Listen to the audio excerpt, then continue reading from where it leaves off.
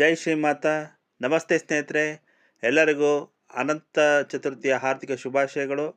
ಯಾರಿಗೆಲ್ಲ ಅನಂತರ ಚತುರ್ಥಿ ದಿನ ಅನಂತರ ವ್ರತದ ಕಥೆಯನ್ನು ಕೇಳೋಕ್ಕಾಗ ಸಾಧ್ಯವಾಗೋದಿಲ್ಲೋ ಅವರಿಗೋಸ್ಕರ ಈ ವಿಡಿಯೋವನ್ನು ಮಾಡ್ತಾ ಇದ್ದೇನೆ.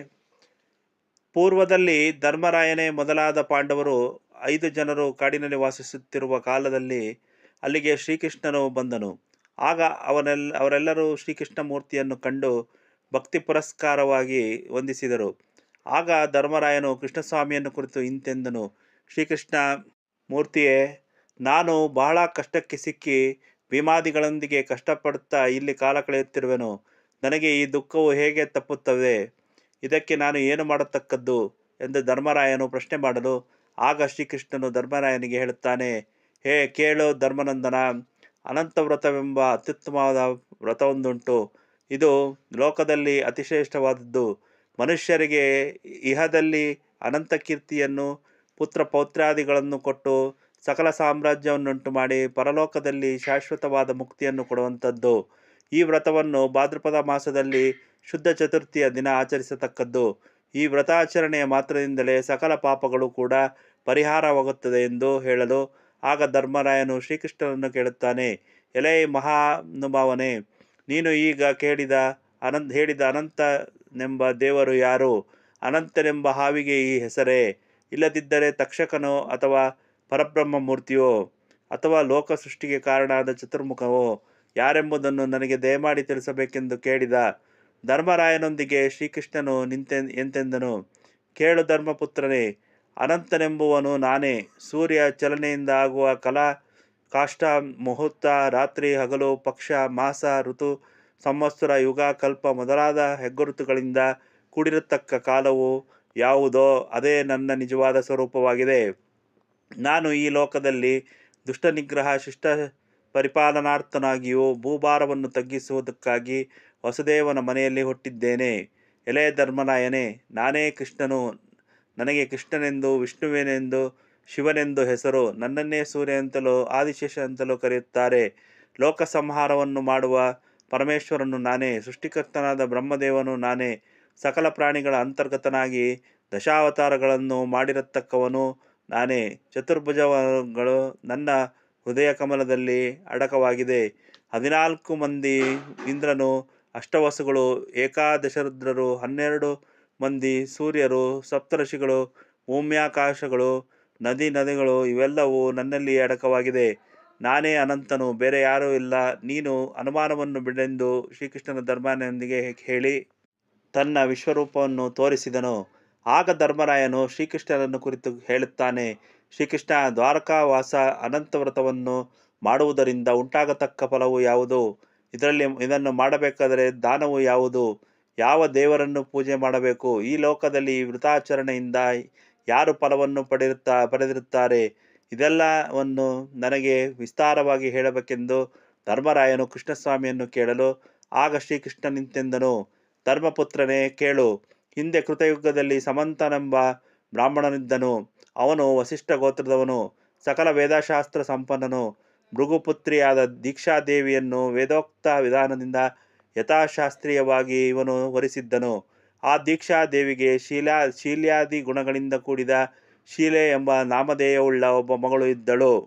ಸುಶೀಲೆಯು ಪ್ರಾಪ್ತವಯಸ್ಕಳಾಗುತ್ತಿರುವುದನ್ನು ತಂದೆಯು ನೋಡಿ, ಇವಳಿಗೆ ಅನುರೂಪನಾದ ಪತಿಯನ್ನು ಹುಡುಕಬೇಕೆಂದು ಅಂತರಂಗದಲ್ಲಿ ಆಲೋಚಿಸುತ್ತಿರಲು ಅಲ್ಲಿಗೆ ಕೌಂಡಿನ್ಯನೆಂಬ ಮಹರ್ಷಿಯು ಬಂದು ತಾನು ಮದುವೆ ಮಾಡಿಕೊಳ್ಳವೆಂದು ಬಯಸಿ ಕನ್ಯಾರ್ಥಿಯಾಗಿ ಸಮಂತನ ಮನೆ ಸೇರಿದನು. ಸಮಂತನೆಂಬ ಬ್ರಾಹ್ಮಣನು ಕೌಂಡಿಲ್ಯ ಮಹರ್ಷಿಯ ವಿದ್ಯಾಬುದ್ಧಿಯನ್ನು, ತಪೋಮಹಿಮೆಯನ್ನು ಕಂಡು ತನ್ನ ಕುವರಿಯಾದ ಸುಶೀಲೆ ಎಂಬುವಳನ್ನು ಆ ಮಹರ್ಷಿಗೆ ಕೊಟ್ಟು ಮದುವೆ ಮಾಡಬೇಕೆಂದು ಗೊತ್ತು ಮಾಡಿ ಶುಭ ಮುಹೂರ್ತದಲ್ಲಿ ಕೌಂಡಿಲ್ಯ ಮುನಿಗೆ ಕೊಟ್ಟು ದಾರೆ ಎರೆದನು. ಸುಮಂತನು ಮದುವೆಯಲ್ಲಿ ಮಿಕ್ಕಿದ್ದ ಸ್ವಲ್ಪ ತಿಂಡಿಯನ್ನು ಆಹಾರವಾಗಿ ಕಟ್ಟಿಕೊಟ್ಟು ಅಳಿಯನೊಂದಿಗೆ ಮಗಳನ್ನು ಪ್ರಯಾಣ ಮಾಡಿಸಿದನು.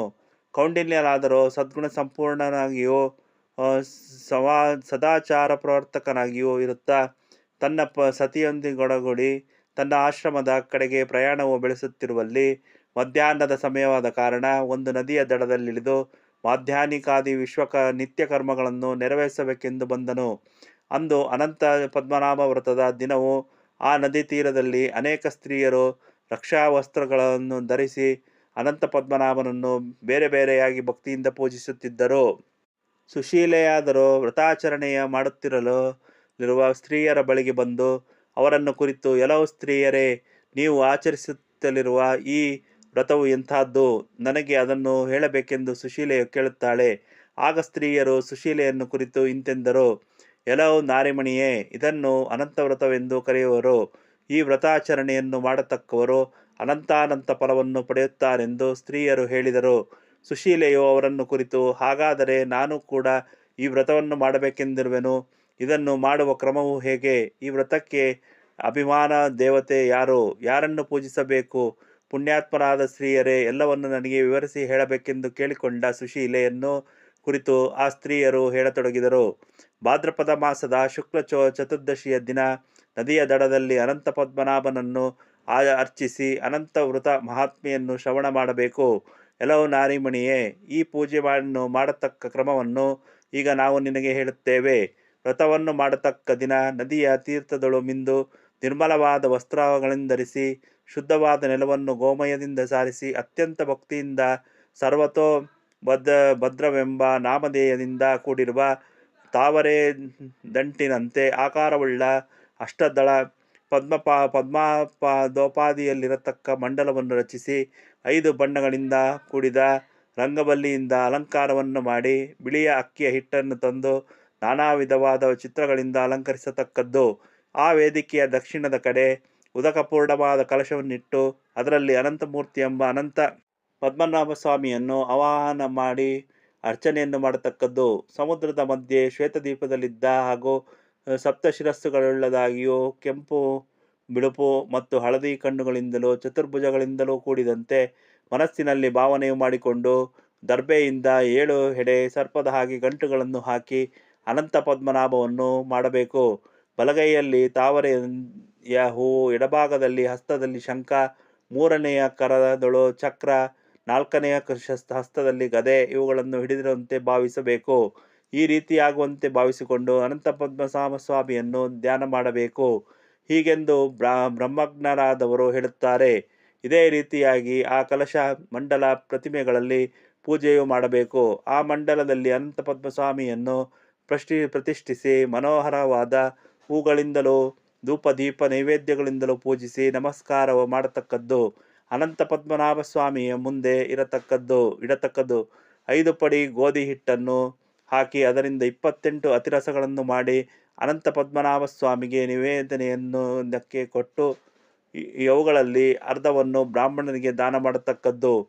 ಮಿಕ್ಕ ಅರ್ಧವನ್ನು ಪ್ರಸಾದವಾಗಿ ಕುಟುಂಬದಲ್ಲಿ ವಿನಿಯೋಗಿಸತಕ್ಕದ್ದು. ಪೂಜಾ ಸಾಮಗ್ರಿಗಳಲ್ಲಿ ಪ್ರತಿಯೊಂದು 14ರಂತೆ ಇರಬೇಕು. ಈ ರೀತಿಯಲ್ಲಿ ಸಿದ್ಧಪಡಿಸಿಕೊಂಡು ಪೂಜಿಸಿದ ನಂತರ ಬ್ರಾಹ್ಮಣ ಸುವಾಸಿನಿಯರನ್ನು ಮೃಷ್ಟಾನ್ನ ಭೋಜನದಿಂದಲೂ ಗಂಧ ಪುಷ್ಪಾದಿಗಳಿಂದಲೂ ತೃಪ್ತಿಪಡಿಸಿ ಆನಂತರ ತಾನು ಊಟ ಮಾಡಿ ಶಾಂತ ಮನಸ್ಸಿನಿಂದ ಶ್ರೀಮನ್ನಾರಾಯಣ ಮೂರ್ತಿಯನ್ನು ಧ್ಯಾನ ಮಾಡಬೇಕು. ಈ ವ್ರತವನ್ನು ಈ ರೀತಿಯಲ್ಲಿ ಪ್ರತಿ ಸಂವತ್ಸರವೂ ಮಾಡಬೇಕು. ಪ್ರತಿ ಸಂವತ್ಸರವೂ ಬೇರೆ ಬೇರೆಯಾದ ದಾರವನ್ನು ಕಟ್ಟಿಕೊಳ್ಳಬೇಕು. ಇದೇ ರೀತಿಯಾಗಿ 14 ವರ್ಷಗಳು ಮಾಡಿ 15ನೆಯ ವರ್ಷ ಉದ್ಯಾಪನೆಯನ್ನು ಆಚರಿಸತಕ್ಕದ್ದು. ಆನಂತರವೂ ಈ ವ್ರತವನ್ನು ಹೀಗೆಯೇ ಆಚರಿಸುತ್ತಾ ಬರುವುದು. ಹಿಂದೆ ಹೇಳಿದಂತೆ ಆರಾಧನೆಯು ಮಾಡಿ ಬ್ರಾಹ್ಮಣ ಸುವಾಸಿನಿ ಪೂಜೆಯಾದ ಬಳಿಕ ತಾನು ಊಟ ಮಾಡಿ ಮನೆಗೆ ಹೋಗಬೇಕು. ಇದೇ ವ್ರತದ ವಿಧಾನವು. ಹೀಗೆಂದು ಆ ಸ್ತ್ರೀಯರು ತಿಳಿಸಿದರು.